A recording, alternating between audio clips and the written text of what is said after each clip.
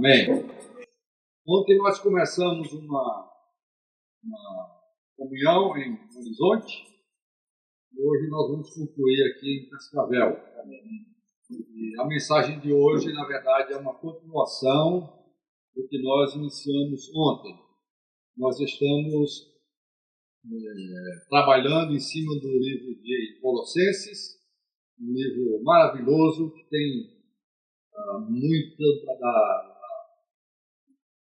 revelação divina para o nosso viver diário. Amém?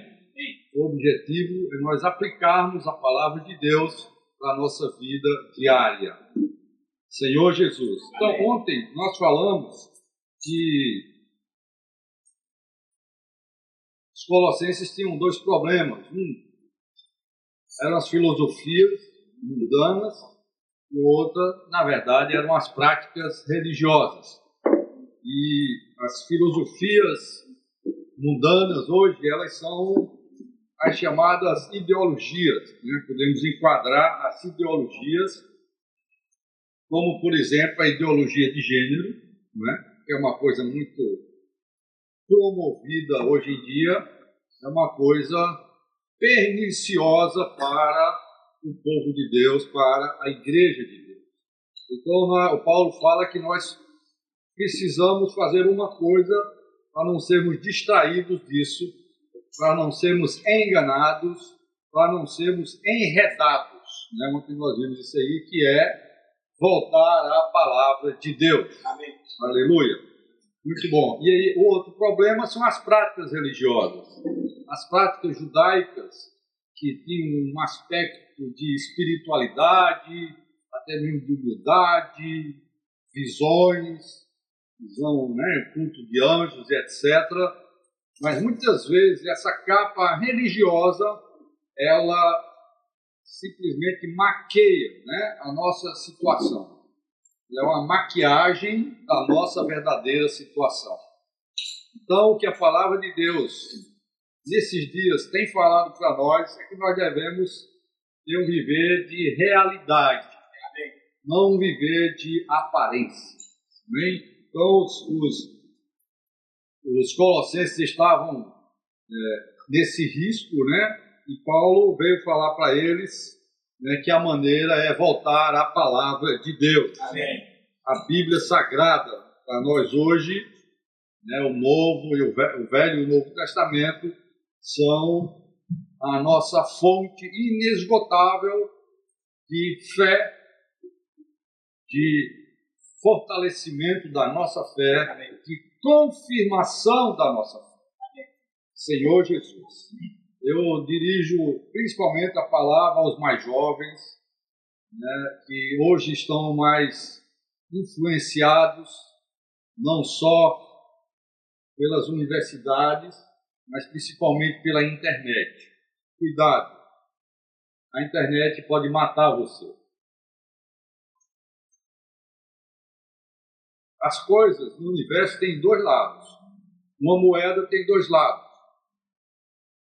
né? Cara e coroa.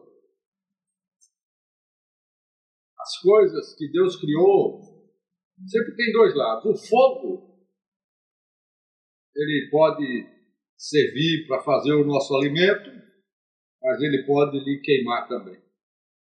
A água, que também é saudável para nós, não vivemos sem água, ela pode também lhe afogar.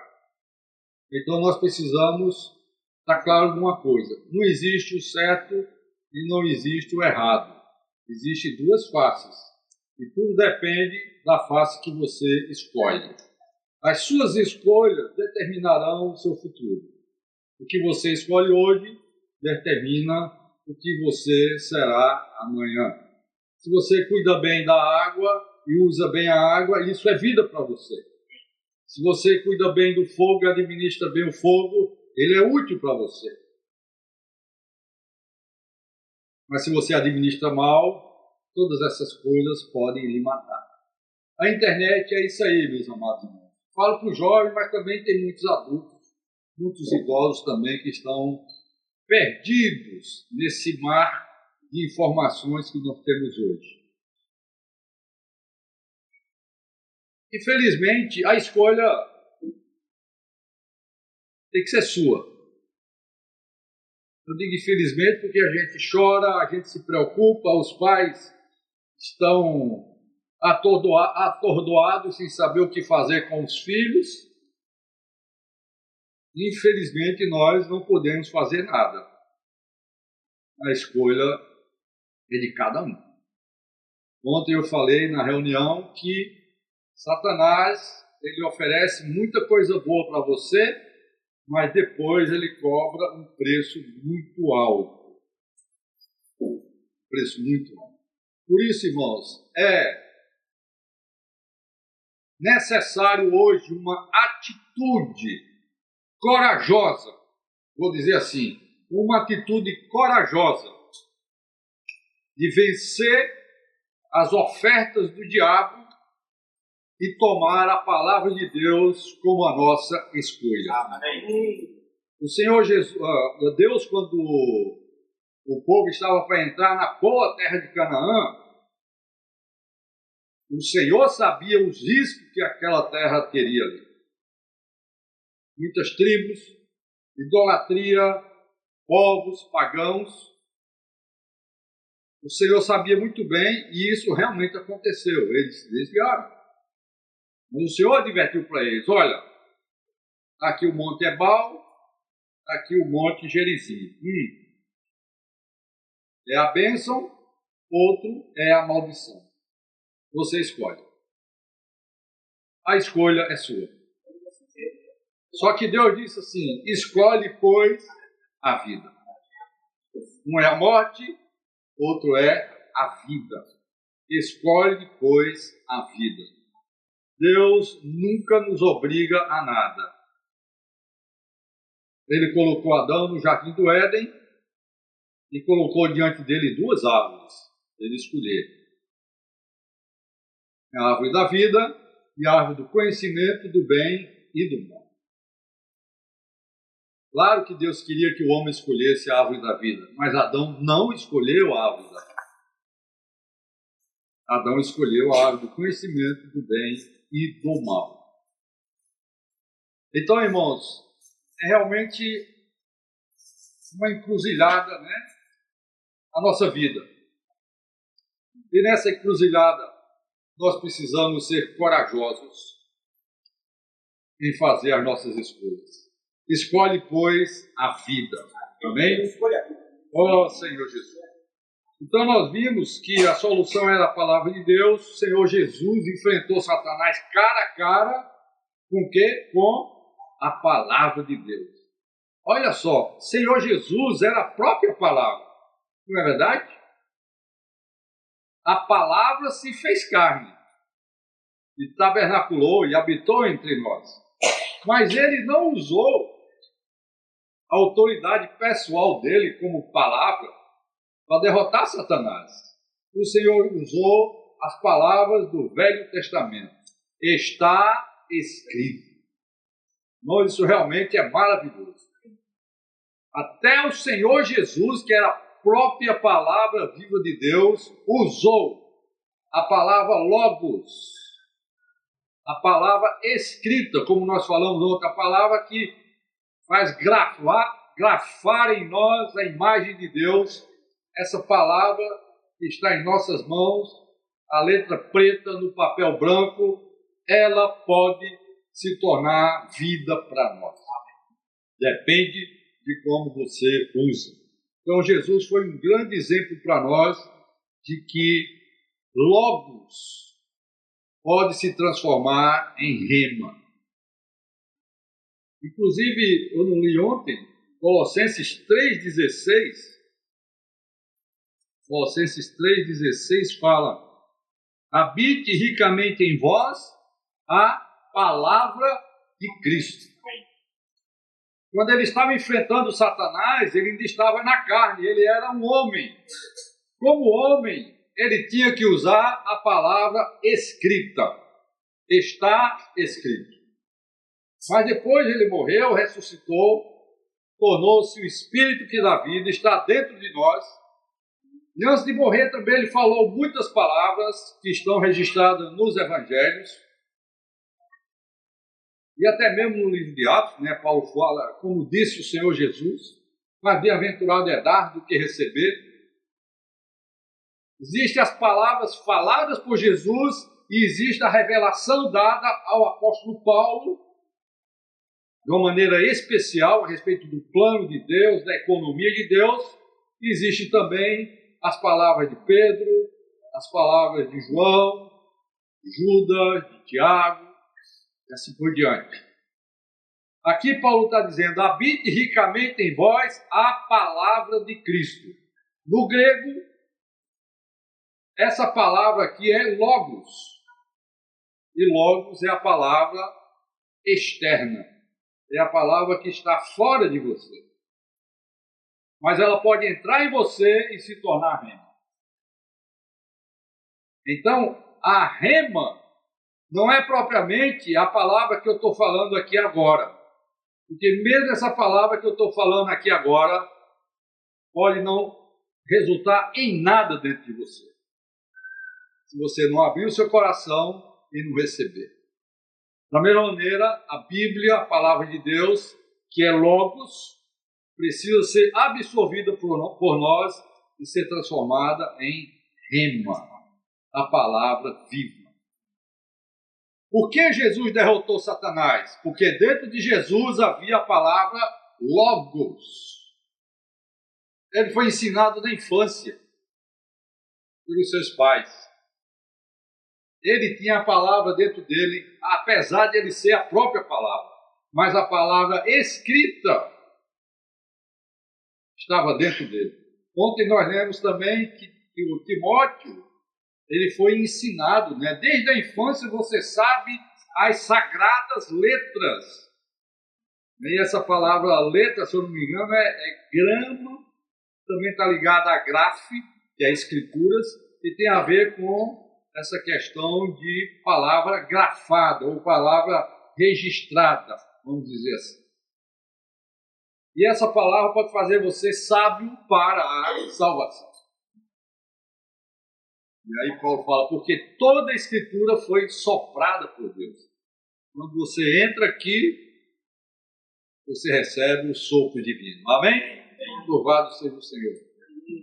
Eu leio a Bíblia desde 5 anos de idade.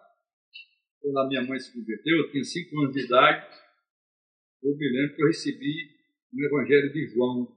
Naquela época, a Sociedade Bíblica do Brasil distribuía muito aqueles evangelhos, né, separados assim. E se pregava muito o Evangelho com aqueles livretos, né? Principalmente o Evangelho de João. Aquele foi meu primeiro contato com a palavra de Deus. E até hoje, irmãos, quando eu leio João, é novo. Não foi uma vez só que eu li João, quando eu tinha 5 anos de idade, e pronto. Não, até hoje, esse Evangelho de João é o sopro de Deus dentro de mim. De que maneira você vai à palavra de Deus? A palavra de Deus, você tem que ir com o pulmão aberto, certo? Porque ela é um sopro. Você precisa respirar a palavra. Então, muitas vezes, nem precisa você ler muitas coisas. Claro, nós temos uma tabela de leitura da Bíblia para ler em um ano, mas não se confie nisso aí. Eu fiz a tabela toda em um ano, acabei a leitura da Bíblia. Eu já li a Bíblia 5 vezes. Todo ano eu leio a Bíblia. Ótimo, mas não garante se você não respirar a palavra de Deus. Nós aprendemos no passado uma prática muito boa, que é orar, ler a palavra de Deus. Hoje fala-se imersão nessa palavra, imersão, mas imersão, na verdade, é orar, ler a palavra de Deus. Paulo fala para tomar a palavra de Deus com toda oração. Tomar a palavra de Deus. Amém? Essa é a imersão que nós devemos fazer. E quando você imerge, é como você está na atmosfera.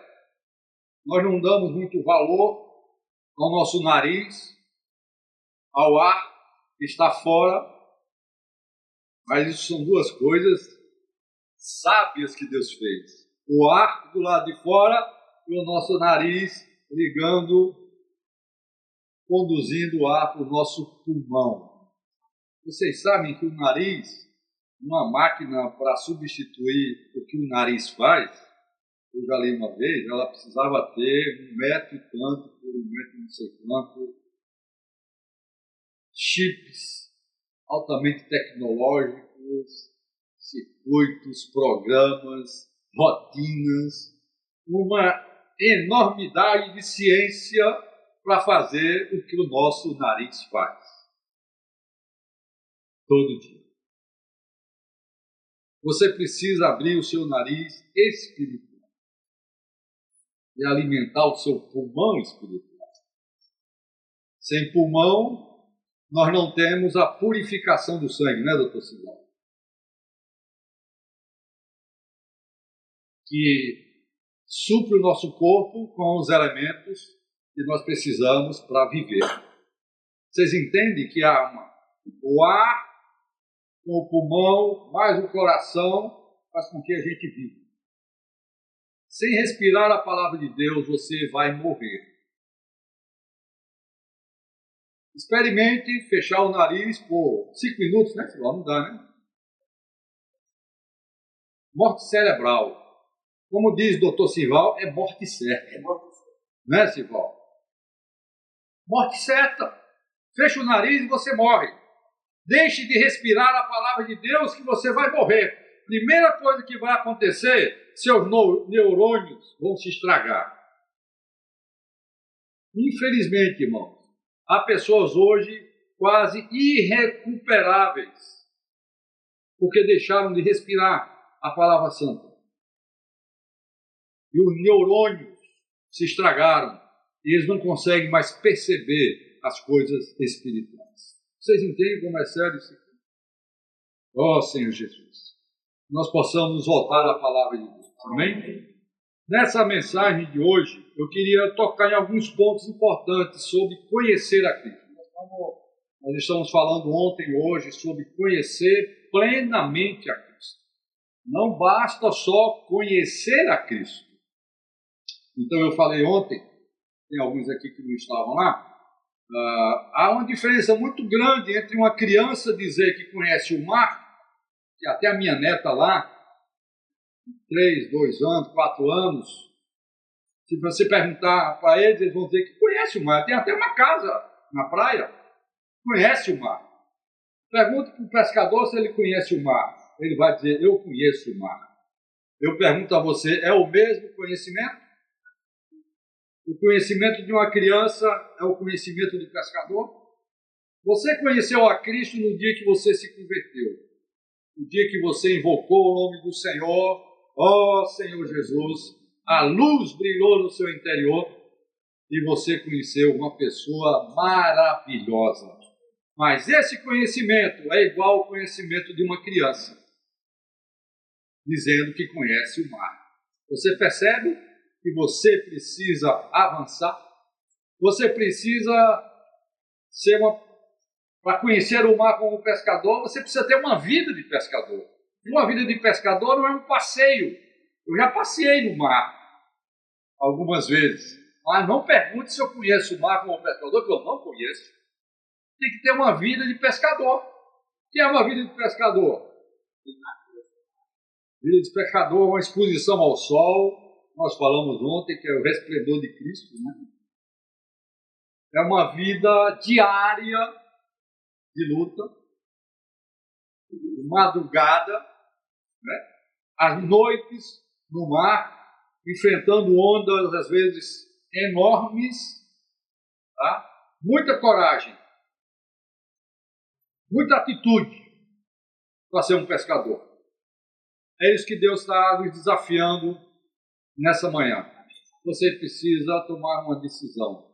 Eu vou ser um pescador, amém? Amém. Claro que até o Senhor Jesus falou que nós devemos ser pescadores de homens. Amém. Para você ser um pescador de homens, você precisa conhecer o mar. Amém? E é sobre isso que nós vamos avançar um pouco nessa manhã. Primeiramente, tem alguns aspectos de Cristo que nós precisamos conhecer e experimentar. Colossenses 3:4 fala. Colossenses 3:4. Quando Cristo, que é a nossa vida, se manifestar, então vós também sereis manifestados com Ele em glória. Aqui fala que Cristo é a nossa vida. Amém? O que isso significa? Primeiramente, essa é uma atitude, uma relação pessoal. Cristo é a nossa vida, tem a ver com a minha pessoa individualmente. Nós vamos ver depois a relação de Cristo com a igreja, corporativamente. Aqui, na verdade, resume o que eu já falei. Cristo é a sua vida, porque Ele é o ar que nós respiramos. Ele é um ar que nós respiramos. Por isso, Cristo é a nossa vida. Quando uma criança nasce, ela recebe, primeiramente, o quê? O ar. E dá primeiro sinal de um ser humano normal nessa terra. Chora. Coisa mais... Já entrou nessa terra, nós começamos a chorar. Não é verdade? Mas isso indica uma coisa, esse choro indica uma coisa, né, Sival? Que tem vida ali, amém? Que o ar entrou, que o pulmão começou a funcionar. Preocupação grande. Verdade. O pulmão precisa de ar. A criança chora, olhando aqui, né? Está sendo transmitido, ninguém viu? Sival está dizendo que o pulmão expande, para expandir precisa de ar, né? Então, por isso que a criança chora. Você tem chorado? Nós precisamos chorar para o ar entrar, amém? Essa experiência de vida é uma experiência inicial, mas ela deve se prolongar por toda a nossa vida, não é verdade, minha irmã? A sua filhinha aí tem o quê? 2 anos? Desde o primeiro dia que ela chorou até hoje, ela está respirando. Pelo fato dela estar respirando, o sangue dela está sendo purificado e está sendo usado para fazer a comunhão do corpo. Ou seja, o corpo dela recebe os nutrientes do sangue e ali ela está crescendo. Vocês aqui devem ter visto ela bebezinha, já está aí com 2 anos. E a gente vai crescendo, crescendo. Eu estive fora, né, aqui, senão faz um bom tempo que eu não vim aqui, né? Eu falei ontem, eu morei um bom tempo fora do Brasil, depois veio a pandemia, e hoje eu estou percorrendo as cidades do Ceará para rever os irmãos de novo. Então, quando chego aqui e vejo essa meninada aí, eu não lembro deles. Por quê? Quando eu passei aqui a última vez, talvez... Mas por que estão transformados? Estão crescendo? Porque estão respirando. Irmãos, Cristo é a nossa vida. Ele precisa ser respirado por você. Amém? Isso tem a ver com a nossa pessoa. Como eu já falei, isso tem a ver com o nosso cérebro. O ar que nós respiramos tem a ver com o nosso cérebro. Se parar de respirar, o cérebro entra em degradação. Então isso tem a ver com a nossa pessoa. O que você é hoje depende se você respira ou não. Claro que tem a questão da alimentação, mas se você ficar sem se alimentar por alguns dias, tem gente que faz 40 dias de jejum, ainda assim você preserva o seu cérebro normal. Mas respirar, meus irmãos, 5 minutos, senhora, já complica, não é verdade? Morte certa. Uma vez eu passei uma experiência dura com a minha filha, vocês devem conhecer a Sara, e a Sara tinha uns 14 anos, por aí, e ela teve uma convulsão. Aí no corredor, na nossa frente, a gente não sabia o que era, ela estava lá, esperneando, e qual desespero nosso, né? Se ela não volta logo, o cérebro dela ia entrar em degradação. Eu lembro que foi o dia que eu invoquei o Senhor da maneira mais profunda da minha vida. Eu busquei lá no meu interior, no meu profundo do meu ser, o nome do Senhor Jesus, e graças a Deus Ele me escutou e ela retornou. Mas essa é a grande preocupação. Então vocês veem que risco grande a gente não respirar a vida, não respirar o Senhor Jesus. Ele hoje é o Espírito que dá vida, ele é o ar espiritual, né? A palavra espírito é pneuma, e ele tornou-se o Espírito que dá vida. 1 Coríntios 15, 45. Então isso tem a ver com a nossa sobrevivência e com a sua pessoa. Porque se você não respirar, a sua personalidade vai ser comprometida. A sua pessoa vai ser comprometida. E quanto mais tempo você passa sem respirar, mais complicado você vai ficar. Que Deus tenha misericórdia de nós, amém? Nunca deixemos de respirar o Senhor Jesus. Temos o invocar o nome do Senhor, né? É uma respiração que nós aprendemos a fazer, que hoje nos livra desse risco, né? Porque todo aquele que invoca o nome do Senhor é salvo. Ele é rico. Que riqueza é essa? É o ar que nós respiramos. Ele é rico para com aqueles que o invocam. Vamos ver um pouco a experiência de Paulo em Gálatas 1.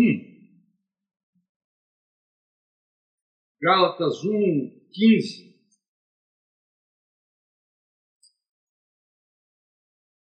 Gálatas 1, 15. Paulo fala assim: quando, porém, é o que me separou antes de eu nascer e me chamou pela sua graça, aprove revelar seu Filho em mim, para que eu pregasse entre os gentios, sem detência, não consultei carne e sangue. Aqui há uma ordem. Deus havia escolhido Paulo desde antes de nascer, e um dia a graça alcançou o apóstolo Paulo. Mas ele escreve isso dizendo que isso foi uma revelação, né? Me chamou pela sua graça, aprove revelar seu filho. O que significa revelar seu filho? Significa você receber esse filho interior. Então a nossa salvação é a revelação do Filho em nós. Essa é a primeira coisa. E todo dia, irmãos, nós precisamos dessa revelação.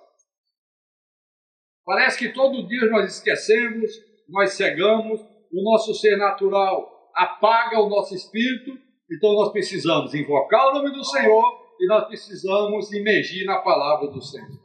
Vamos orar e ler a palavra do Senhor para você ganhar o quê? Revelação. Depois, para que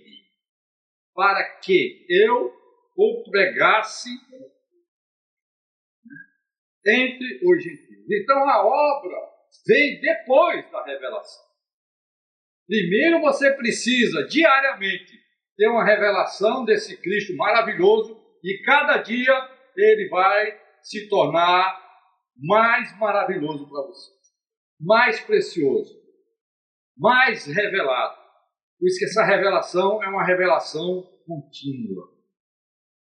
Eu aprendi um tempo atrás, quando eu era jovem, me interessei por fotografia, e naquele tempo não tinha as máquinas digitais. Então a fotografia de papel, você tinha... Eu entrei numa escola para aprender a revelar a fotografia.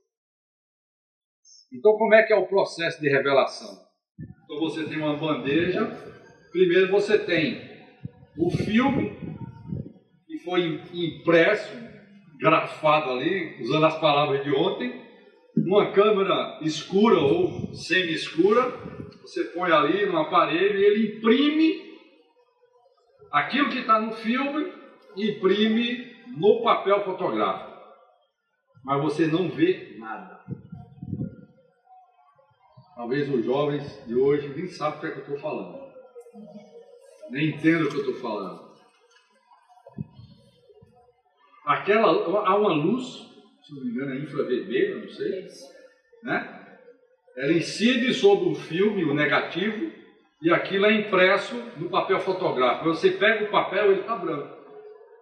Sabiam disso, não? Ela sabe, ó. Ele está branco. O que é que precisa, então, para ser revelado? Precisa entrar numa bandeja com ácidos. Então você bota dentro da bandeja ali com aqueles substâncias químicas. Mas Água, claro. Água misturada com tudo no escuro. E você que está revelando, você começa a ver. Aí a imagem começa à medida que você vai mexendo ali, ela começa a aparecer. Dá para entender que revelação não é uma coisa de um dia só? Revelação é um processo. Cristo revelado no Paulo começou no caminho de Damasco. Ele foi até o terceiro céu, foi ao paraíso, e aí foi que ele ganhou revelação. Irmãos, da mesma maneira, todo dia nós precisamos entrar na bandeja de Deus. Amém? Amém. Na água. Aquela água ali, podemos dizer que é a palavra de Deus, é quem vai revelar a imagem. Amém. Até que nós fiquemos igual à imagem do Filho de Deus. Amém. Não é maravilhoso isso aí? Amém. Como nós precisamos de revelação. Você entende essa necessidade? Isso é uma questão pessoal. Você precisa, todo dia, se possível, antes de sair de casa, ir à palavra de Deus. E na bandeja da água que vai te revelar mais Cristo lá dentro de você. Se você fizer isso, sabe o que vai acontecer? Quando você chegar na rua, as pessoas vão ver Cristo em você. Estava conversando com o Sival hoje de manhã. Há uma estatística americana que diz que cerca de, eu acho que 80% dos cristãos foram salvos através dos relacionamentos pessoais de amigos e parentes. Preste atenção. Relacionamento entre amigos e parentes. 80% dos cristãos. 20% fica para literatura, campanhas evangelísticas, programa de rádio, programa de TV, 20%. Aproximadamente assim. 80% depende, sabe de quê? De você expressar Cristo no seu viver. Eu soube que a irmã Ivonete aqui é uma evangelista aqui, né? Amém. Muitos irmãos aqui na igreja estão aqui porque um dia ela mostrou Cristo para vocês. E por que ela mostrou Cristo para vocês? Porque esse Cristo já estava revelado no seu interior. Amém. Irmão, se nós tivermos Cristo revelado em nosso interior, diariamente, no seu trabalho, na sua escola, na sua faculdade, na sua família, nos seus parentes, eles verão o Cristo revelado em você. Você entende a importância de Cristo sendo nossa vida para revelar Ele mesmo, primeiramente em nós, depois para fora de nós. Irmãos, isso é vital. Amém? Isso é vital, isso produz a economia de Deus, né? E a partir desse momento que você recebe o Cristo inicial, esse Cristo deve ser a sua vida, né? Gálatas 2:20, Paulo fala agora, vivo não mais eu, mas Cristo vive em mim. Cristo vive em mim. Então, se Cristo é a nossa vida, nós devemos deixar essa revelação tomar conta de nós, e agora você vive o próprio Cristo. Significa o seu viver, o seu andar nessa terra. Cristo vive em mim. E ainda mais, Gálatas 4:19, fala, meus filhos, não é assim?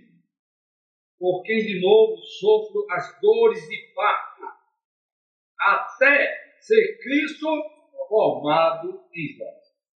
Voltando para a bandeja do revelador. Você tem que permanecer no processo. O processo de formação de Cristo dentro de você é um processo temporal. É no tempo, vamos dizer assim. Desde o primeiro choro até o seu último choro, nós precisamos de estar na bandeja da água da vida. Amém?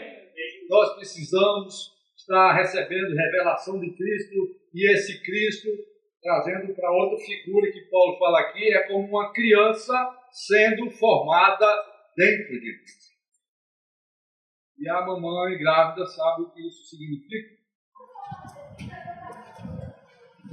Como que uma criança pode nascer saudável? A mãe tem que se cuidar. Não é? Hoje em dia tem até acompanhamento, o pré-natal, né? Pré-natal, existem certas vitaminas que tem que tomar, como tal o ácido aí, né? Ácido fólico, é? Acho que é, tal ácido fólico e tal. Por quê? Porque a formação daquela criança depende da sua alimentação. Depende da sua respiração. Voltando para a imagem do ar. Se a mãe não respira, o filho vai morrer. Se você não respira, o Cristo que está dentro de você vai morrer. Entende o que eu estou falando? Não é o nosso Cristo que está sentado no céu. Existe um Cristo sendo formado dentro de cada um de nós. É o que a Bíblia diz. Existe o Cristo exaltado e existe o Cristo no seu interior. Na verdade, todos nós estamos sendo formados com um Cristo dentro de nós que, se for formado agora ou não, um dia vai ser. Nem que seja na grande tribulação ou nas trevas exteriores, lá no reino milenar. Um dia Cristo vai ser formado dentro de você. E todos nós seremos Cristos na nova Jerusalém. Você percebe que hoje você precisa tomar essa decisão de Cristo como sua vida, ser revelado dentro de você, para ser formado dentro de você. Isso envolve sofrimento, né? Gravidez, né, irmão? Envolve sofrimento, né?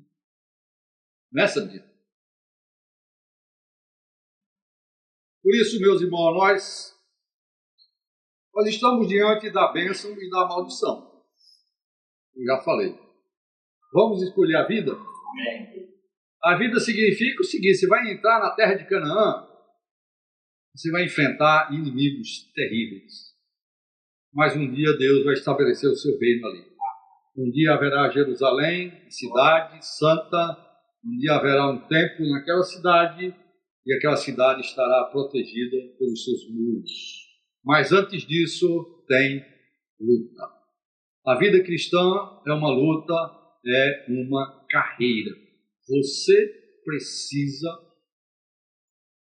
lutar por isso. Como um corredor, um atleta, um nadador profissional.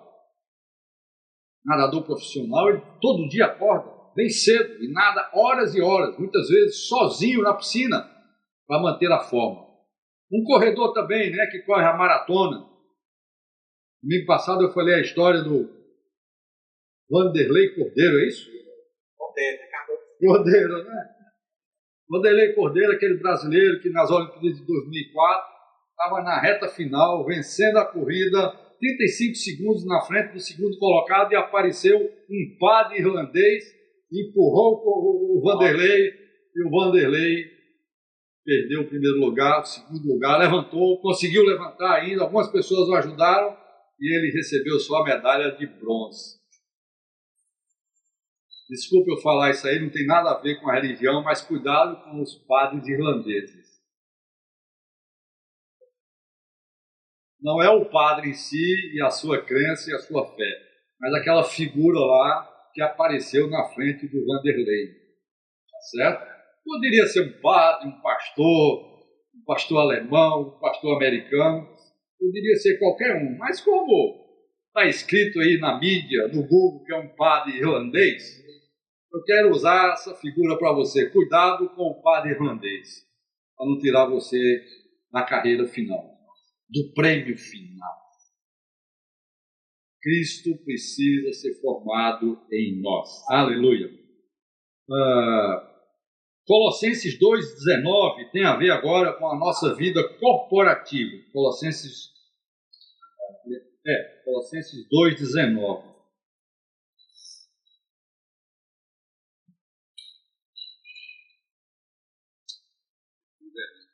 Colossenses 2,19 fala, nós vemos ontem, né? Lendo o 18, ninguém se faça árbitro contra vós outros, pretextando humildade e culto dos anjos, baseando-se em visões, enfatuado, sem motivo algum na sua mente carnal, e não retendo a cabeça, da qual todo o corpo, suprido e bem vinculado por suas juntas e ligamentos, cresce o crescimento que procede de Deus. Então há um outro tipo de crescimento que não é o individual, é o crescimento corporativo. Aqui é como igreja, o corpo de Cristo, ela deve reter a cabeça. Significa que ela deve estar ligada com a cabeça. O corpo deve receber ordens da cabeça. E a cabeça é Cristo. O que significa isso aqui? Se você não tem um viver individual de relacionamento com Cristo, dificilmente você vai ter uma ligação correta com a cabeça. E você não estando ligado com a cabeça, simplesmente você está fora do corpo, ou pelo menos desativado. Então, irmãos, hoje Deus precisa da igreja.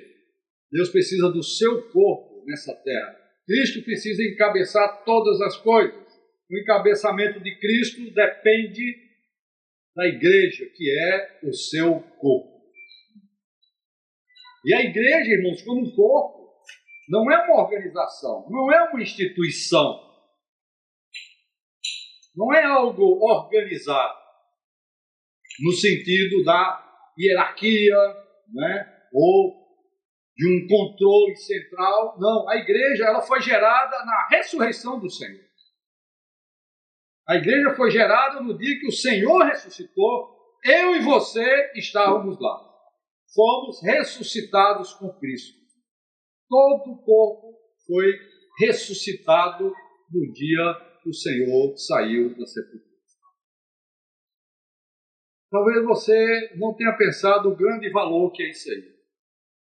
Isso significa, sabe o quê? Se você consegue ter comunhão com pelo menos um irmão, pelo menos um, vocês já são dois. Se vocês são dois, vocês representam o corpo de Cristo. Não só representam, mas vocês desfrutam das riquezas do corpo de Cristo. Trazendo isso para a prática, não seja um cristão isolado. Ah, irmão, mas eu venho partir do pão todo domingo. Sim, mas você só vem aqui partir do pão e pronto?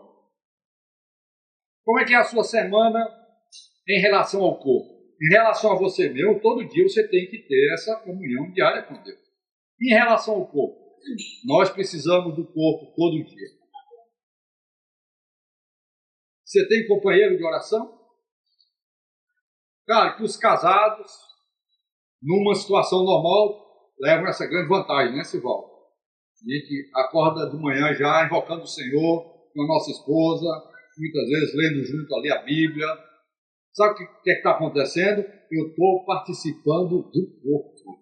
Isso não é coisa pequena, sabe por quê? Porque o corpo é vitorioso. Amém. Cristo já venceu a morte na sua ressurreição, e quando ele venceu, ele formou o seu corpo. E o corpo de Cristo é a garantia da nossa vitória. Amém. Se você ficar isolado, você vai morrer. É como o nosso corpo, né? Não posso tirar esse dedo daqui, não posso arrancar o olho. Então, irmãos, casais, vocês oram juntos?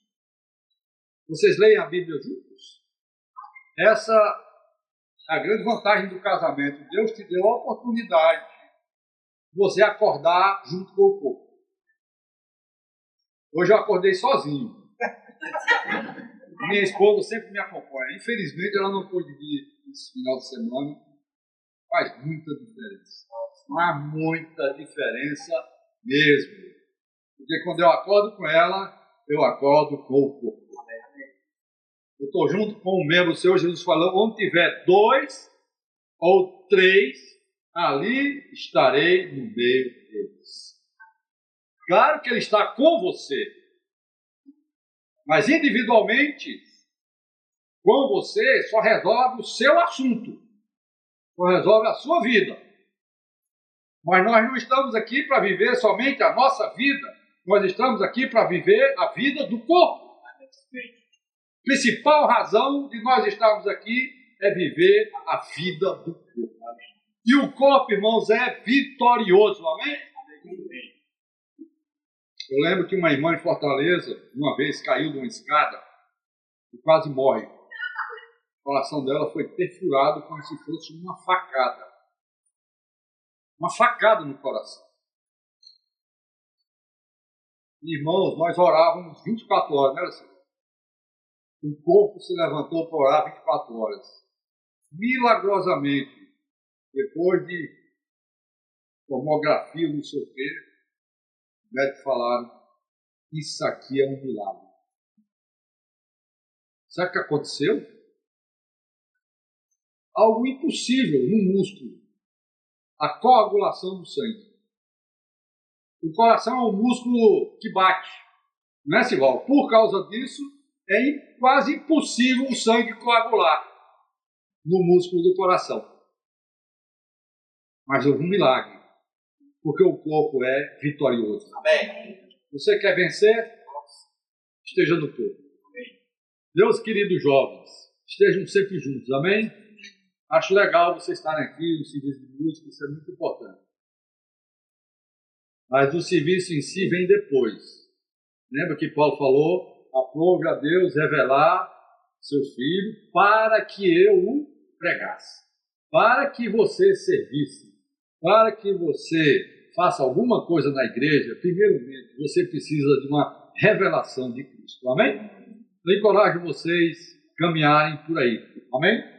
Nós teremos um serviço muito mais adequado, muito mais vivo. E é segurança para vocês. Eu, quando fui universitário, existia um grupo, ainda existe hoje no Brasil, um grupo internacional, chamava-se ABU, Aliança Bíblica Universitária. Uma vez por semana a gente reunia alguns cristãos, de vários grupos cristãos, e a gente sentava lá no campus, debaixo de uma árvore, para ler a Bíblia, para orar, para convidar nossos amigos para ouvir a palavra de Deus. E isso me salvou, garanto a vocês. Isso me salvou de muitas coisas. Eu estava praticando a vida do corpo. Ah, mas mano, aquilo não era a igreja, não. Meus irmãos, intrinsecamente, todos os cristãos são parte do corpo de Cristo.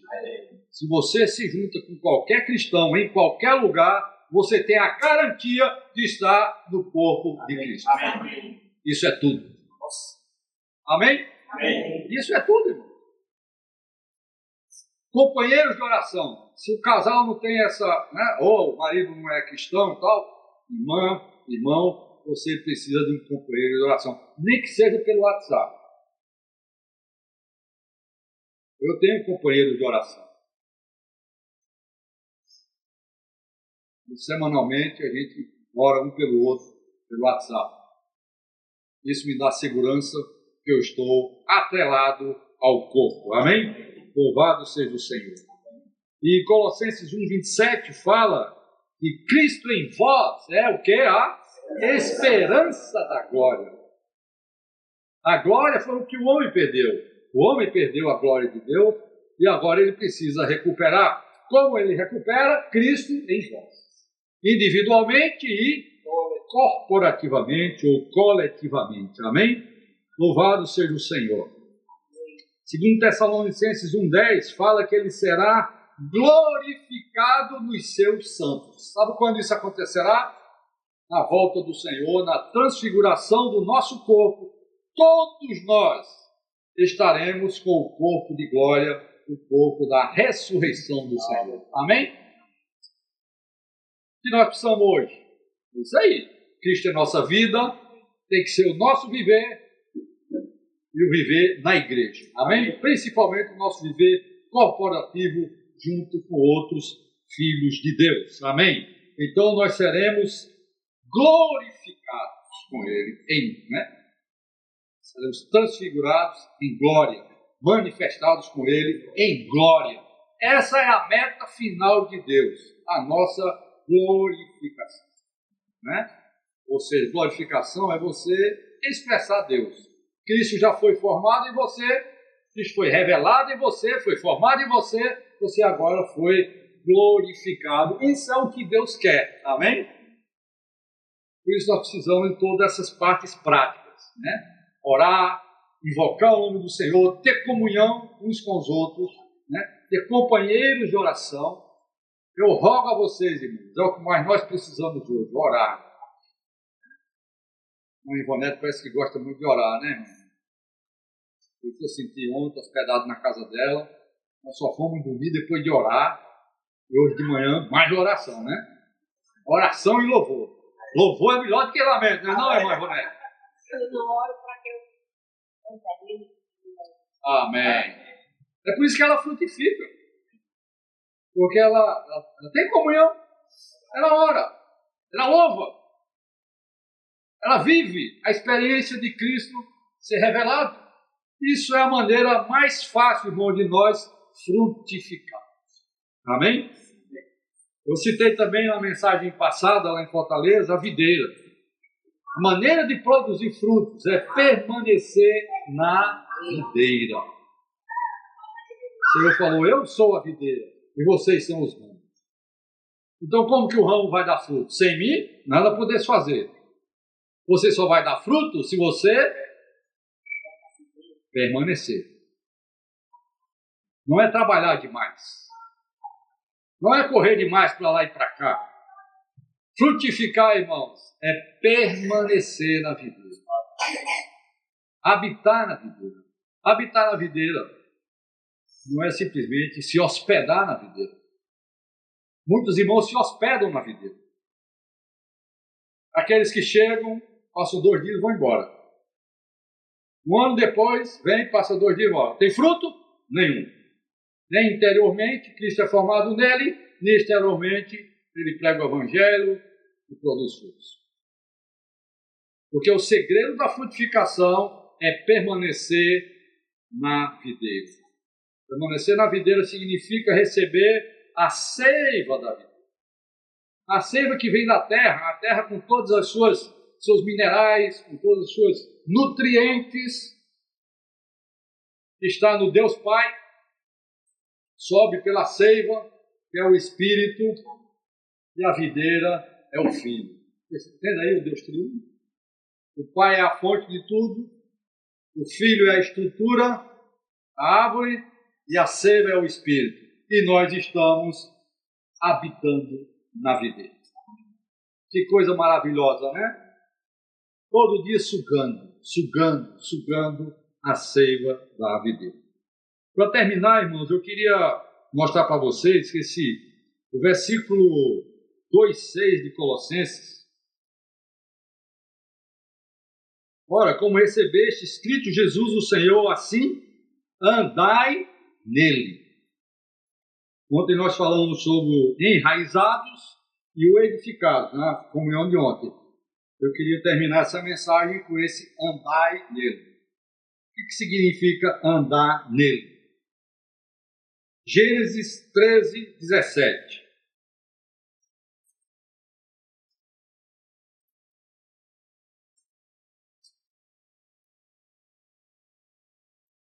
Gênesis 13, 17.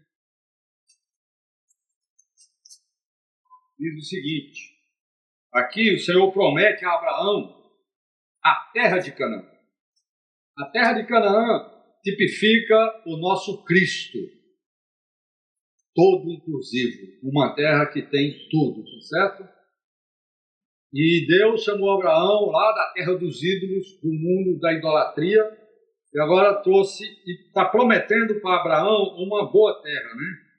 Disse o Senhor a Abraão, versículo 14, depois que Ló se separou dele. Preste atenção aqui, ó, depois que Ló se separou dele. Ló significa os apegos naturais, os parentes, ilustrando, né? Naturais que nos atrapalham. Jamais você vai conseguir possuir a boa terra se você tiver apegado ainda às coisas naturais. Depois que Ló se separou dele, ergue os olhos e olha desde onde estás, para o norte, para o sul, para o oriente e para o ocidente. Porque toda essa terra que vês, eu te darei a ti e a tua descendência para sempre. Farei a tua descendência como o pó da terra, de maneira que se alguém puder contar o pó da terra, então se contará também a tua descendência.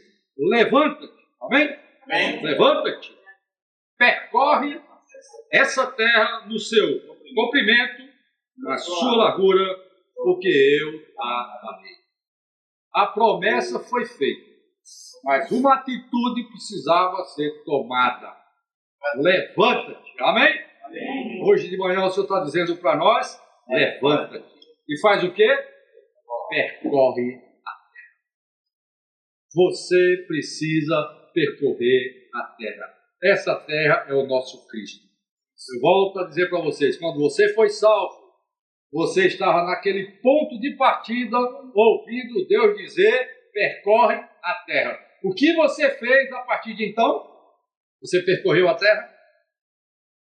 Na largura e no comprimento. Vamos ver quem é essa largura. Efésios 3,17, né? Efésios 3,17.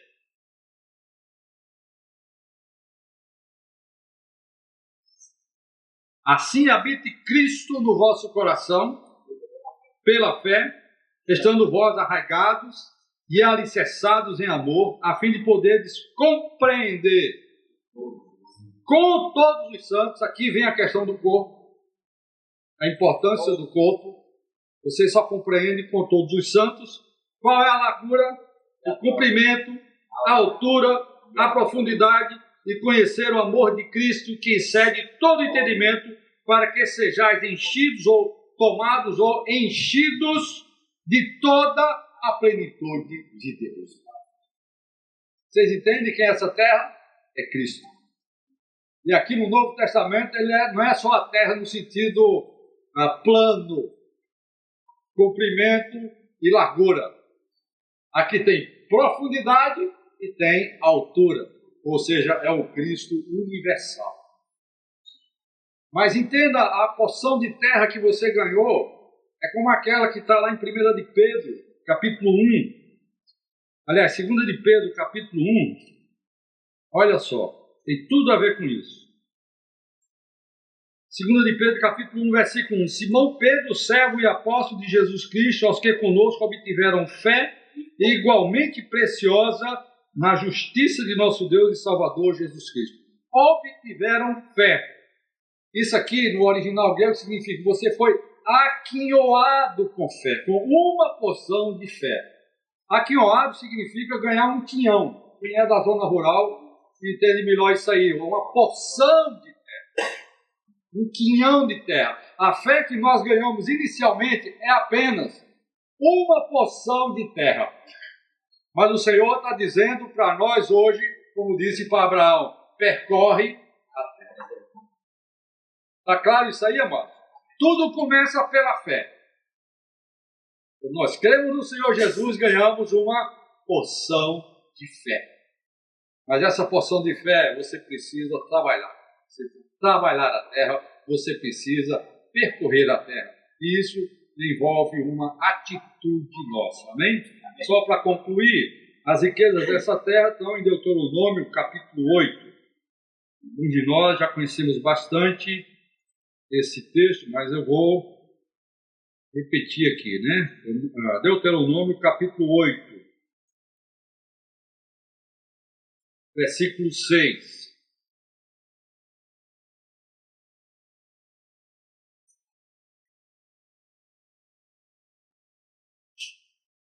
Guarda os mandamentos do Senhor teu Deus, para andares, vamos ler juntos, nos seus caminhos e o temeres. Porque o Senhor teu Deus te faz entrar numa boa terra, terra de ribeiros de águas, de fontes, de mananciais profundos, que saem dos vales e das montanhas. Terra de trigo e cevada, de vides, figueiras e romeiras, terra de oliveiras, de azeite e mel. Terra em que comerás o pão sem escassez, e nada te faltará nela.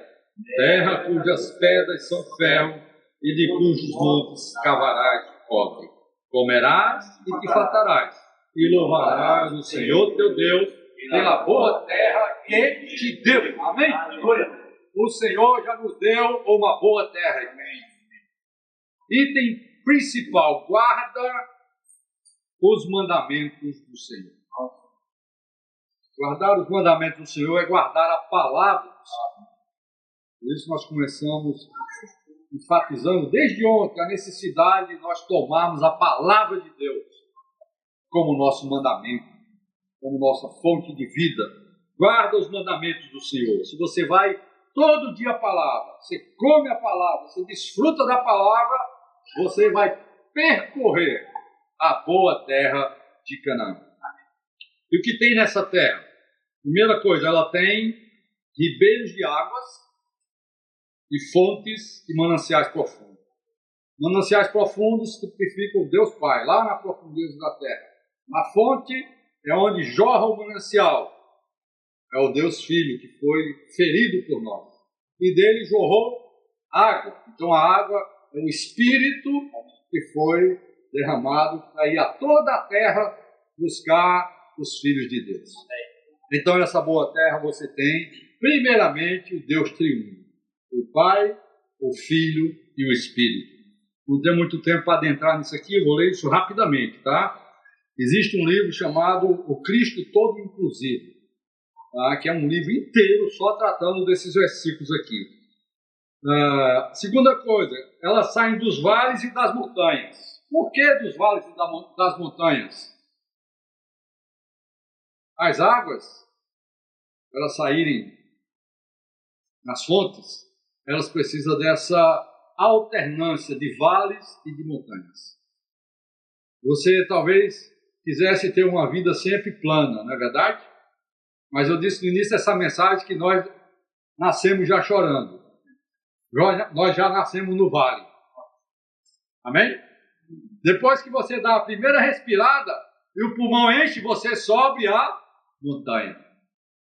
Daqui a pouco vem uma doençazinha, você desce para o vale de novo. E você respira de novo, se medica e você sobe a montanha. Você está entendendo que a nossa vida tem que ser de vale e de montanha? A paisagem mais bela não é uma paisagem plana. É uma paisagem de vales e montanhas. Não reclame dos seus sofrimentos. Não reclame dos seus vales. Porque a montanha representa o nosso Cristo ressurreto. Amém? Até a terra de Canaã, ela é desse jeito, né, Edson? Nós fomos lá, né, Edson? Edson foi lá. Quem não sabe, Edson foi lá em Jerusalém. A terra de Canaã, ela é uma coisa estirada assim, o mar Mediterrâneo aqui, né? Muitos montes aqui e o Mar Morto aqui do outro lado. Então, se você conseguir olhar a terra de Canaã lá do satélite, você vai ver o Cristo ascendido, saindo do Mar Morto ou do Mar Mediterrâneo. Esse é o Cristo que nós estamos, amém? Amém. Por isso essa terra tem que ser percorrida. É uma terra de vales e de montanhas. Nos vales da sua vida, você pode confiar que há o Cristo ascendido como uma montanha para nós percorrermos. Percorre toda a terra, amém? Percorra a terra, os vales e as montanhas, amém? E o que mais? Terra de trigo e cevada. A cevada tipifica a primeira cultura, que é colhida lá na terra da Palestina, na terra de Canaã. Nascia primeiro, representa o Cristo em ressurreição, na sua ascensão. O trigo representa Cristo para nós como o pão vivo que desceu do céu.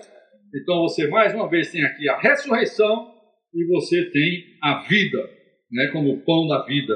Vides dá exatamente o vinho que serve para a alegria, o nosso desfrute. Né? O vinho significa o vinho, de acordo com a Bíblia, alegra os homens. Né? Claro que no sentido negativo é horrível, mas ele tem essa finalidade de trazer alegria. Tá? E de figueiras também servem para alimentação. O Senhor Jesus foi atrás da figueira lá para se alimentar, não tinha figo nenhum, ele amaldiçoou aquela figueira. Mas na boa terra de Canaã tem figueiras que nos alimentam, amém? Romeiras são frutas cheias de semente, uma casca e no interior praticamente sementes, tipificando a abundância da vida, amém? Percorra Cristo e você terá a abundância da vida. Terra de oliveiras, de azeite. A oliveira produz o azeite, e o azeite representa o Espírito que nos unge para a obra de Deus. Aqui não é o aspecto do Espírito da vida, é o Espírito que nos unge. Os reis, os sacerdotes, o tabernáculo era ungido, ou seja, eram inaugurados para servir a Deus através da unção do óleo sagrado. Percorra a terra que você vai ter oliveiras, azeite e mel. Mel, é engraçado, o mel, ninguém sabe se ele é do reino vegetal ou se ele é do reino animal. Ele é dos dois reinos, amém? Cristo também, ele é divino e ele é humano, aleluia! Esse é o Cristo que nós temos. Você comerá o pão sem escassez e nada lhe faltará nela. Ainda tem agora os metais, né? Materiais, terras cujas pedras são ferro e cujos montes cavarás o cobre. Ferro para você fazer armas ofensivas e cobre para você fazer o escudo, que é uma arma defensiva. Aleluia! Amém. Comerás e fartarás e louvarás o Senhor teu Deus pela boa terra que te deu. Amém, meus amados? Amém. Conhecer plenamente a Cristo é percorrer a boa terra de Canaã. Precisamos dele como nossa vida, precisamos dele como nossa cabeça na igreja, precisamos do corpo de Cristo, precisamos de comunhão, de respiração, de comer a palavra de Deus. Assim nós conheceremos Cristo plenamente. Amém? Louvado seja o Senhor. Amém? Eu sempre, quando